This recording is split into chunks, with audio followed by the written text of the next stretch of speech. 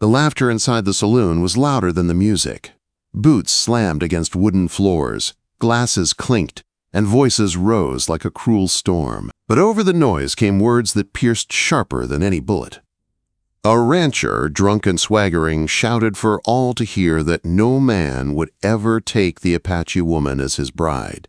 He said she would walk alone until the desert claimed her bones. The crowd howled with laughter. Men slapped each other's backs, women hid their smirks behind their hands, and the cruel prophecy echoed through the smoky room. But the woman did not break before them. She rose with quiet dignity, her long, dark hair catching the lantern light, and walked out into the night without a word. Only when the doors swung shut and the stars greeted her did the tears fall. They streaked down her face in silence, like rivers cut into stone. She walked across the cold dust street, her shoulders straight but her heart heavy. She had heard those words her whole life. They were spoken in whispers at porches, at church pews, in passing conversations. They said she would never be chosen, never be wanted, never be loved. At 27, she carried those words like a curse pressed into her skin. The Apache woman was not weak. She worked harder than most, gathering herbs from the hills, stitching clothes with skillful hands, carrying water for those who had none. Children ran to her when their mothers grew weary, clinging to her skirts as if she were a safe harbor. Yet the same town that needed her turned their backs when love was spoken of. To them, she was useful but never worthy. Her first wound had been long ago, when a rancher's son, with golden hair and eager words, promised her a future beneath the cottonwood trees. He had whispered of marriage, of building a home, but when the town's laughter rose against them, his courage shrank. He left her standing beneath the trees, her hope burning out like a lantern left in the rain. That betrayal had scarred her, and though she endured with silence, the hollow inside her never closed. Yet not everyone was blind. The old innkeeper, Ruth, saw what others ignored. On mornings when the world seemed sharpest, Ruth left bread on her doorstep. And Samuel, a boy of 14 with no parents, clung to her with a devotion pure and innocent. He called her the brave one, saying she walked like the wind across the mesa, unstoppable and untouchable. His words comforted her, but they could not silence the loneliness that stalked her heart at night. That evening, after the saloon's cruelty, as she wiped her tears beneath the stars, she did not realize someone was watching. Near the hitching post, leaning against his horse, stood a cowboy. His coat was worn by storms, his hat tilted low, his face quiet beneath the shadow. He had not laughed with the others. He had not spoken. He had only watched, his eyes following her with a strange recognition, as if the sorrow she carried was something he had known himself. The next morning their paths crossed again. She carried a basket filled with herbs from the hills, heavier than it looked. Her arms trembled with the weight. Without a word, the cowboy stepped forward. His hands were rough, scarred from years of work, yet his touch was gentle as he offered to take the load. She pulled back at first, pride bristling like thorns. Too many had tried to act as rescuers, only to use her weakness against her later. But his silence was different. He asked for nothing, demanded nothing. It was not pity in his eyes, but understanding. Slowly, she allowed him to walk beside her, the weight shared between them. In the days that followed, she noticed him more, repairing the broken rail outside the inn, filling water troughs before dawn, working quietly where help was needed. He did not press near, did not try to charm with false words. He was simply there, a steady presence on the edge of her world, like a flame that did not flicker. Still, fear lingered inside her. She had seen men speak kindly, only to withdraw when the whispers of the town grew too loud. She told herself not to hope, not to believe. Words were wind, and wind could vanish. Yet every time she saw him, carrying buckets, guiding Samuel's eager hands, or simply tipping his hat with a quiet respect, something fragile stirred in her chest. Then, one night, the old cruelty rose again. She stood outside the inn, tending a fire with Samuel at her side. A group of townsfolk passed, their laughter sharp as knives. They repeated the old prophecy, that she would never have a man, never be chosen, never belong. Their words struck deep, and she turned her face away so Samuel would not see her tears. But someone else saw. From the shadows near the fence line, the cowboy stood tall, his figure outlined against the lantern glow. His voice carried across the night, steady and low, like rain falling on dry earth. "You already have me forever." Her breath caught. Samuel's eyes widened. The fire crackled, filling the silence. She lifted her gaze to him, and for the first time the chains of years seemed to loosen. The curse whispered by the town had met its match. And in the quiet strength of his vow, something inside her heart began to believe. The dawn came soft and quiet, spreading light over the mesas in shades of rose and amber. She had barely slept. His words still echoed in her chest, steady as a heartbeat. "You already have me forever." They had followed her through the night, through her dreams, through every breath until the morning. But as she stepped outside, fear tangled with hope. She had heard promises before. She knew how quickly they could vanish. Words could be spoken like smoke, and smoke always disappeared. She told herself not to trust, not to lean too far into something that might not hold. Yet there he was. The cowboy walked down the narrow dirt road, leading his horse by the reins. His hat shaded his face, but when he saw her, he tipped it with quiet respect. He didn't rush to her, didn't speak of what he had said the night before. He simply nodded, then went about helping her gather firewood and carry water. It was a small thing, but to her, it weighed more than any grand gesture. She had known men who spoke too much, who reached for her in ways that felt like chains. This man spoke little, but every act was a truth. Every step he took beside her told her he meant what he had said. Days passed, and his presence became a part of her world. The hinge of her cabin door was fixed without her asking. Buckets of fresh water appeared by her steps when the sun burned hottest. When she walked into the hills to gather roots, he trailed behind.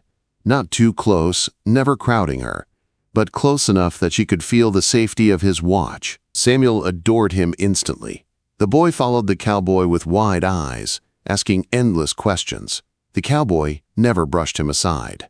He showed the boy how to lift wood without straining his back, how to handle tools, how to treat a woman with respect. She watched from a distance, her heart tight with a mixture of fear and wonder. But townsfolk noticed too. At first, they only whispered, curious glances. Smirks passed between neighbors. But soon, the whispers grew sharper. Some said the cowboy was blind, wasting himself on a woman cursed to be alone. Others said he would leave her one morning like all the rest. Their laughter echoed louder now, fueled by jealousy and prejudice. And yet, he never faltered. If their words reached him, he gave no sign. If their smirks burned his back, he bore them without a flinch. Every insult, every laugh, seemed only to root him deeper at her side. Until one night, she was crossing the street with Samuel, carrying a basket of herbs, when a rancher, stumbling drunk, shoved her shoulder. She staggered, clutching the basket to keep it from falling. His voice slurred, but his words were sharp enough to cut deep. Unwanted, he sneered a curse to any man fool enough to touch her. The crowd stirred. Some laughed, others looked away, but all waited to see what would happen. Her face burned, not from the shove but from the weight of every eye. For a moment, it felt as if the years of rejection might crush her completely. Then came the sound of boots on dirt. The cowboy stepped forward. He didn't raise his fists. He didn't shout. His tall frame cast a long shadow across the man who had insulted her. When he spoke, his voice was calm, low, but it carried with the strength of thunder. "She is more than enough. She is mine, and I am hers." The words rippled through the crowd like a sudden storm wind. Silence fell, thick and heavy. No one laughed. No one dared to answer. For the first time in her life, she felt someone had not just stood beside her, but before her, shielding her, claiming her, honoring her. That night, beneath the wide sky, she let her walls fall. The stars burned above them, cold and bright, and her voice trembled as she told him everything. The wound inside her, the voices that haunted her, the fear that love was never meant for her. Her words cracked as she whispered the line that had chained her for years. They said, "I'll never have a man." The cowboy took her hands, calloused and worn, and placed them against his chest. His heartbeat was steady, unshaken. His eyes held no doubt, no hesitation, only the certainty of a man who had wandered long enough to know where his home truly was. "You already have me forever." The words sank into her like water into dry ground. Tears welled in her eyes, but they were no longer born of pain. They were tears of release, of chains breaking, of a truth she had never dared to believe. From the inn window, Ruth watched with wet eyes, clutching her apron as if witnessing something holy. And Samuel, grinning wide, whispered to himself, "Love can heal anything, even the deepest wound." The night air wrapped around them, and for the first time she let herself believe. Wait, before we move on, what do you think about the story so far? Drop your thoughts in the comments. I'm really curious to know. The days that followed were not free of shadows, but she no longer bore them alone. Every morning, when the sun rose over the mesas, she found fresh strength in the steady rhythm of his presence. He was not a man of many words, but his actions spoke louder than anything. The door repaired, the water fetched, the firewood stacked. Each task was a vow in its own way. The town could not ignore what was happening. Some still mocked. Some shook their heads and muttered that it would end the way it always had. But others softened. They saw the way he walked beside her, not ahead, not behind. They saw the way his hand found hers in the open street, unashamed, unafraid. And in quiet corners, hearts began to question the cruelty they had carried for so long.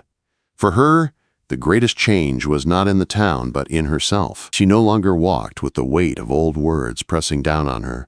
She no longer hid her tears at night. Instead, she felt the stirrings of a new truth, that she had never been unworthy, never been cursed, only waiting for someone who could see her as she truly was. One evening, as the sun sank low and painted the sky in streaks of crimson and gold, she stood with him on the porch of her small cabin. Samuel sat on the steps, humming to himself, and Ruth waved from the doorway of the inn across the way.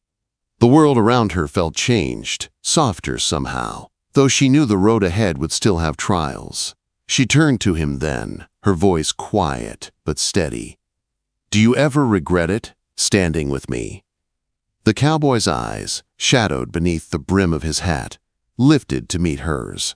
His gaze was steady, calm as the open plains. "No," he said, "I regret the years I wandered before I found you." Her breath caught, and for a moment she could not speak. She had been told her whole life she would never be chosen, never be wanted. And here was a man whose voice carried no hesitation, only truth. As the stars began to prick the sky, he took her hand and placed it against his chest once more, where his heart beat strong and sure. "Forever," he whispered again, the word carved deep as stone. In that moment, she felt the curse of years finally shatter. She was not alone. She would never be alone again. The town could say what it wished. The desert could whisper whatever it pleased. But in the quiet strength of his vow, in the warmth of his hand holding hers, she found a love truer than anything spoken against her. And when she lifted her eyes to the sky, the stars seemed brighter than ever, as though even the heavens bore witness to the truth she had finally claimed. Forever was not a lie. Forever was here, standing beside her, and forever would remain.